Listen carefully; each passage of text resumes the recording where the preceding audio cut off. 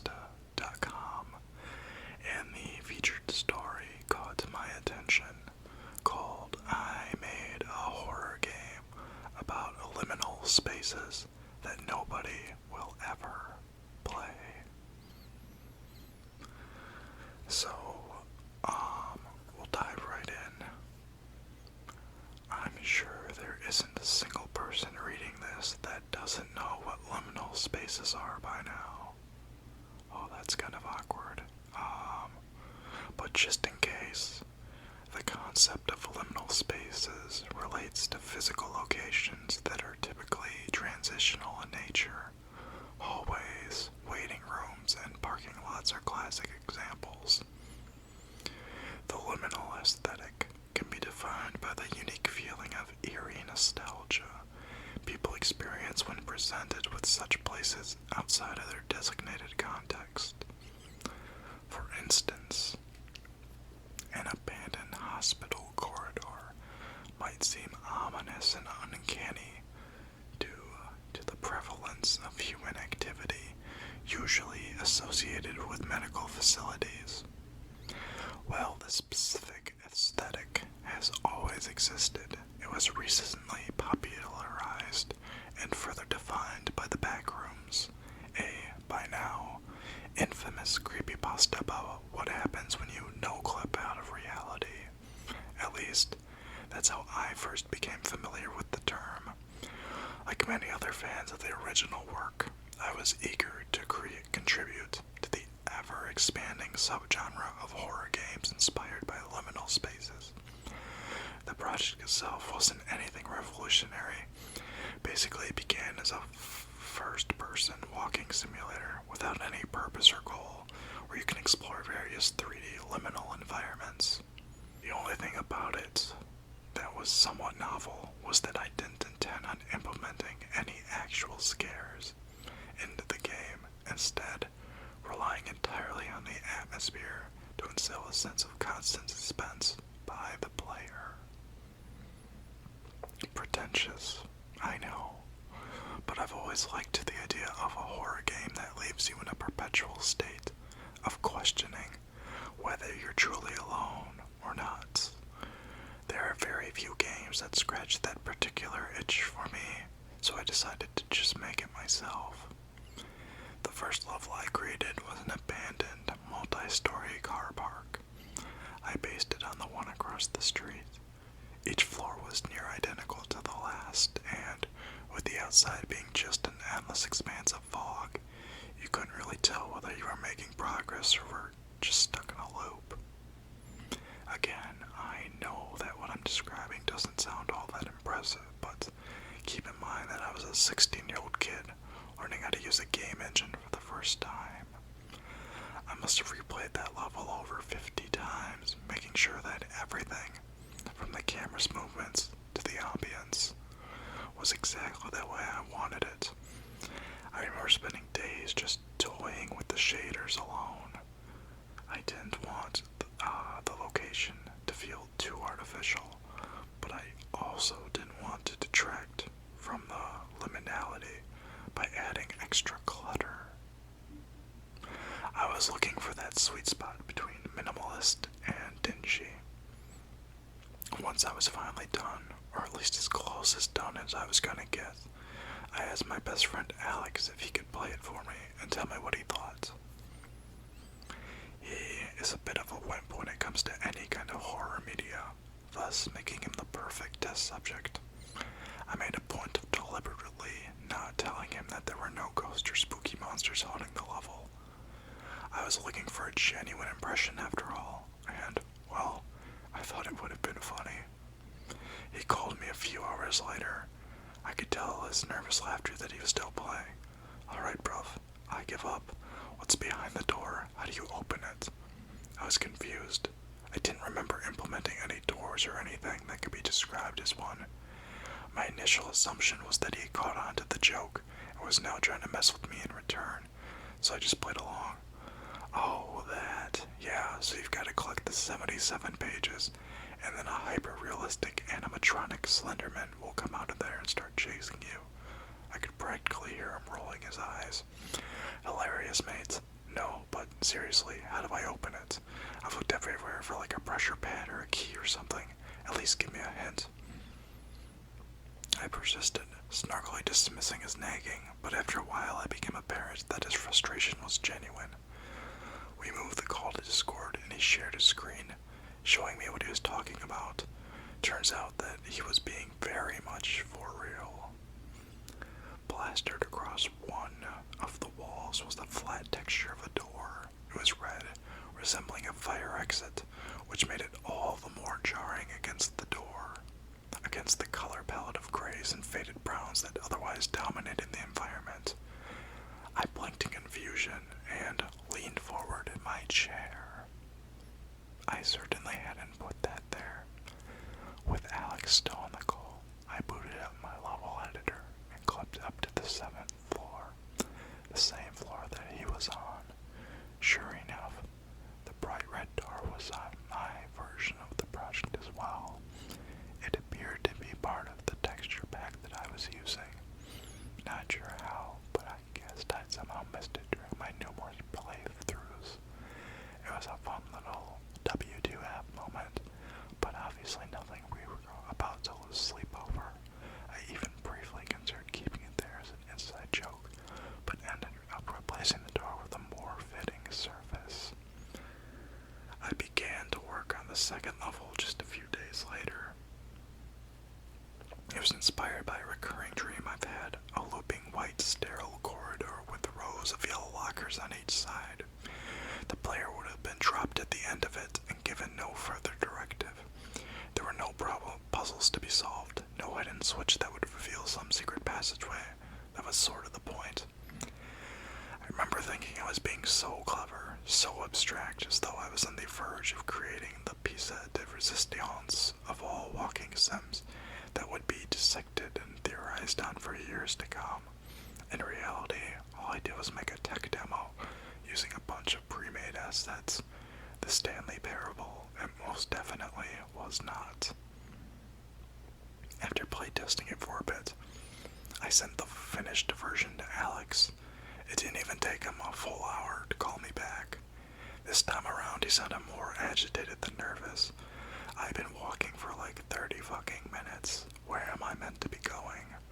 I laughed, but internally I was actually quite annoyed with him for not appreciating my vision for what it was. I chalked it up to my friend being a meathead without a single creative bone in his body. There was surely no other reason as to why somebody wouldn't be positively enthralled at the mere prospect of walking through the same hallway over and over again. Don't know, try hugging the left wall. Fuck off, it all looks the same. Am I supposed to, like, do something with the lockers? There's the door, but that doesn't seem to do anything, so I'm assuming. I perked up. Door? What door? Alex laughed sarcastically. Don't start again. It wasn't even funny the first time. I scooted closer to my desk and adjusted my headset, adopting what I considered to be a more serious tone while launching the editor once more. Where is it? Alex's microphone crackled as he exhaled into it. He was still convinced that I was trying to mess with him, which, given our usual dynamic, I guess I couldn't blame him for. I don't know, man, close to where you spawn.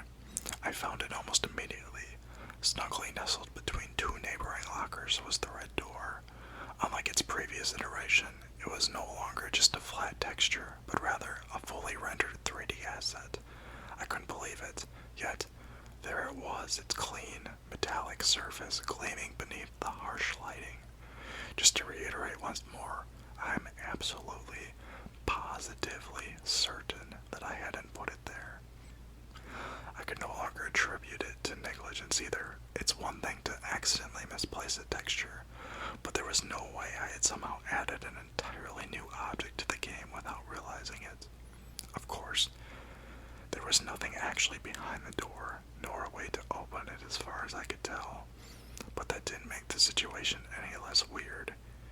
The only other person that would have had access to my computer was my mom, but she doesn't even know how to work a browser, much less do something like this. Could a hacker be responsible? But why would somebody take the time to remotely edit my game and leave everything else files on my PC untouched just to freak me out. They were succeeding if that was the case. Once I managed to persuade Alex that this wasn't my idea of an elaborate prank, he was even more freaked out than I was. He went full Creepypasta protagonist on me, saying that the game must have been haunted or something. Now, I like my Ben Drowned and Sonic.exe as much as the next kid that grew up in the 2010s, but it would have taken a lot more than that for me to consider the possibility of a spooky cyber ghost that gets off on putting random doors in people's games. We spent the rest of the evening talking in circles. In the end, we settled on the tried and true method of doing nothing. I vaguely remember mentioning something about having my OS reinstalled, but I never got around to it. I already had a lot of things I was dealing with at the time. I suppose you could say this project was my means of escapism. It made me feel productive, like I was actually working towards something, however inconsequential.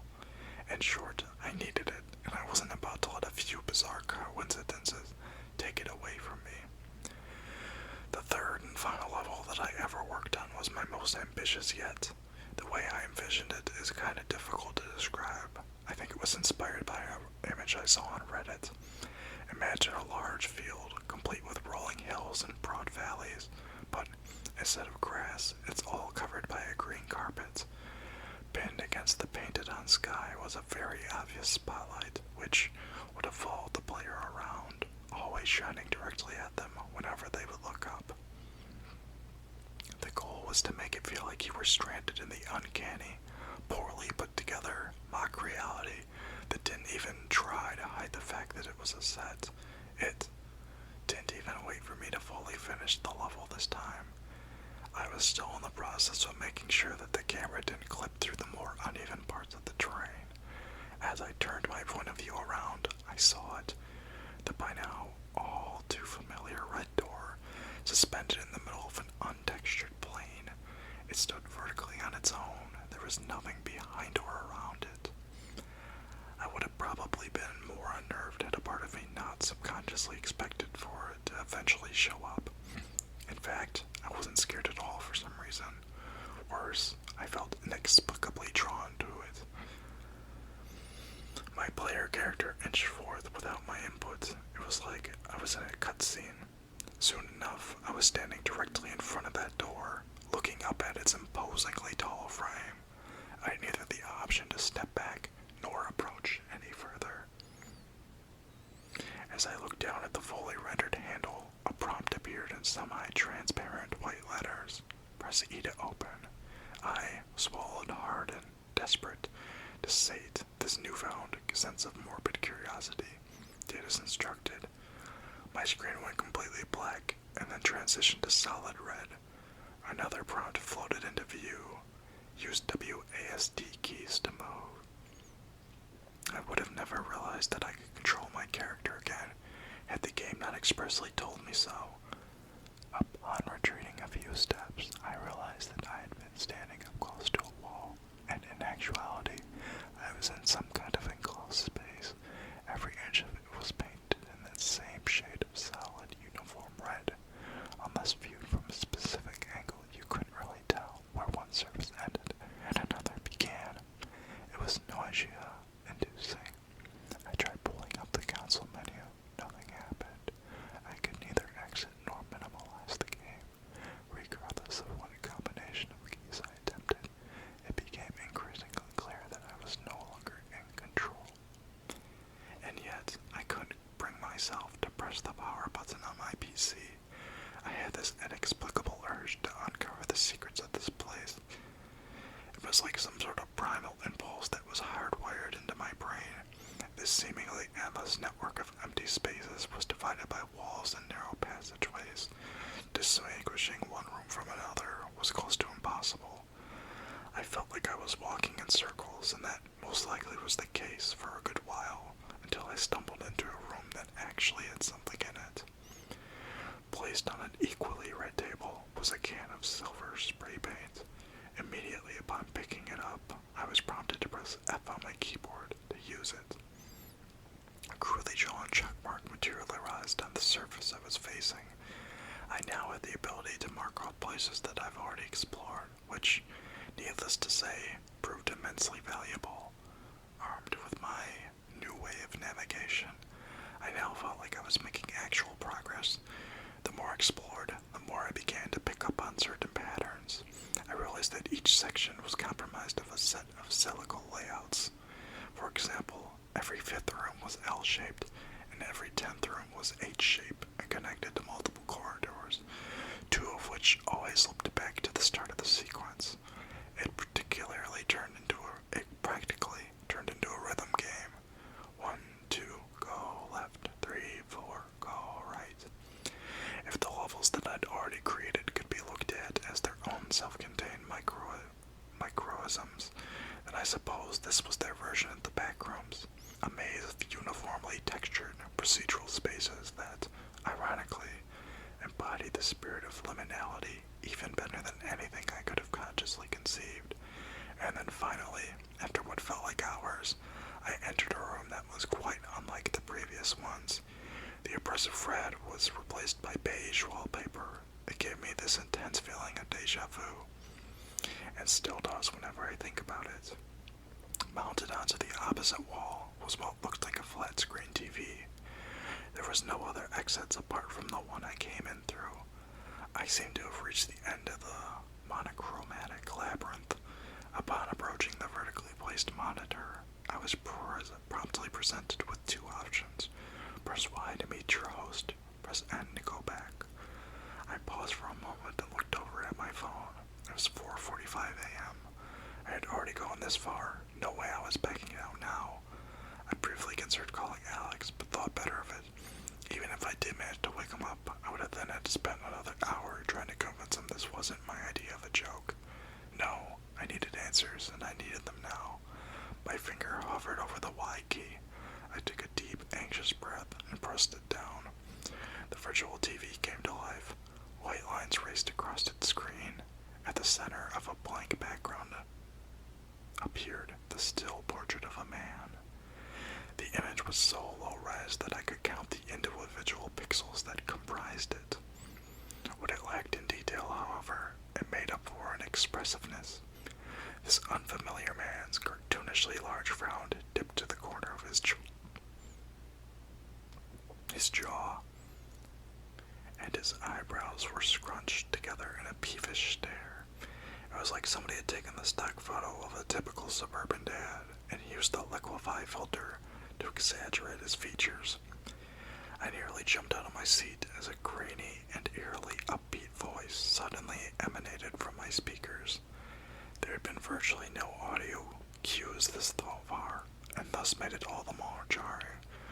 Hello, guest 185. This is Henry. Henry is an introvert. Henry doesn't like having guests. What you see at the bottom of your screen is Henry's patience meter. There is now a green bar occupying the bottom of my POV. It was at 99%. You best get going. Henry is not a patient man. You shift to sprint. After delivering its brief tutorial, the TV flickered and slumped down from its perch, crashing against the floor. I glanced down at the rapidly dwindling bar. 90%. The pressure was on. I was no longer questioning the logistics of what I was experiencing. I just knew that I had to find my way back, and quick. The logical part of my brain tried to reason with the rest of my body, assuring me that I was in no real danger, and yet there was no denying the pounding in my chest or the cold beads of sweat rolling down my forehead. Using the shift key as per instructed, I backtracked through the red corridors as swiftly as I could, applying the same methods I used before, but in reverse. I audibly sighed in relief whenever I came across a previously marked room, as it assured me that I was heading in the right direction. 75%. It took me several hours initially to solve it, and I had now reached the start of the maze in a fraction of that time. The increase in movement speed certainly helped, but not as much as I would have hoped. 30%. I could have sworn the meter was decreasing faster the further I got. It was as if this place didn't really want me to leave and was just toying with me, making me think that I stood a chance at escaping. 5%. I was panting even though I wasn't the one actually running. I was so close, but evidently not close enough. As I turned a corner and headed down to what I presumed to be the penultimate stretch, I saw there was another asset blocking the claustrophobic passage. It was one of those bulky old TV sets which projected a static image of the same warped face as before. It was pointed right at me, expecting me. 0%. Uh-oh. The disembodied enthusiastic voice announced. You've really gone and done it now. The only thing Henry hates more than guests are guests who overstay their welcome. But not to worry. Suddenly a loud thump shook the window next to my desk. My blood ran cold. I swallowed the proverbial lump in my throat and slowly turned my head towards it. There was a dark hand pressed against the glass.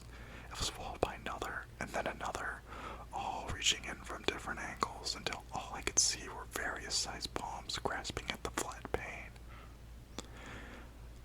Applying more and more pressure against it. Henry will just have to pay you a visit instead. Henry could always use more red paint. I fell out of my chair just in time as the window practically exploded. Glittering shards scattered across my bedroom. Terrified, I rolled onto my hands and knees, propelling myself up to my feet before bolting for the door. A tsunami of hopelessness crashed against me as I marched onto the other side. I was no longer on my apartment. Stretching before me was a branching crimson corridor. This wasn't a game area anymore, or if it was, I was the entertainment. Something grabbed the back of my sweatshirt. I squirmed away, leaving it in my pursuer's grasp. I ran, I screamed, and I pleaded. I barreled through the identical rooms and interrelated passages, desperate to evade the imminent presence that followed my every step. I glanced back, but only for a second, which was enough to refuel my panic frenzy, as what I saw will haunt me until the day I fucking die. A cluster of elongated limbs, ending in a human-shaped hands. Using them, it crawled forth like a centipede. At the center of the flailing mass was that face, although its deep frown was now an impossibly wide grimace. Its eyes had become two circular voids. They trembled with excitement the closer it drew. This was it, I thought. There was no way I was getting out of this alive. My legs were bound to give out sooner rather than later, and I was in no state to assess where I was going. Whatever the grotesque monstrosity was intending on doing to me, I just hoped that it was quick. I was on the verge of surrendering to my fate when my salvation appeared before me in the most unlikely and yet unironically fitting form. A red door. It blended so seamlessly that the walls that I only saw its outline, but it was there nonetheless. My way out. I mustered what remaining endurance I had and charged towards it. My lungs were on fire. I couldn't feel my calves anymore. It was like I was running on stilts. I shut my eyes and threw myself against the door, spilling onto the wet asphalt behind it. My shoulder and elbow absorbed the brunt of the impact. Thankfully, it wasn't my skull. Still high on adrenaline, I snapped my head back. The door was gone. There was only concrete stained with old graffiti. I rubbed my bleeding elbow and steadily rose back up, then looked around. I was in the abandoned car park across from my apartment complex, the one that I used for inspiration on the first level I ever created. The morning sun shone through the gap in the outer wall. I broke down crying, then and there. Against all odds, I had somehow survived and made it home. It was too good to be true, and well, as it turns out, it was. I stepped out into a world that I quickly realized isn't my world. The differences are subtle, but they are there. Chief among them being my own mother, not knowing who the hell I am. She'd apparently never had a son. Alex threatened to call the cops on me after I repeatedly showed up at his school to try and talk to him. In his defense, if some random guy walked up to me and told me they were my best friend from another timeline, I'd probably react the same. Things hadn't been easy for me, as you can probably guess. I spent 2 years sleeping on park benches and diving through dumpsters, even turned to drugs to cope with the overwhelming trauma and loneliness. I can't say that things are all well and good now, but I do have a roof over my head, which is an improvement. I don't think that I'll ever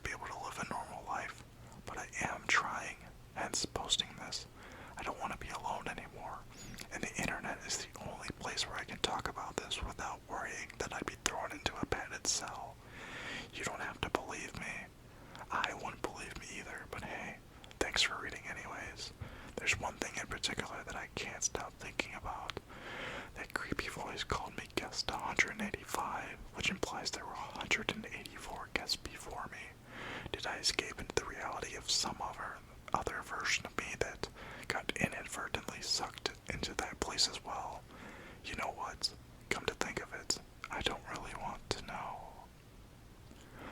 Alright, thanks so much for hanging out with me, and just to credit the author is Morning Owl.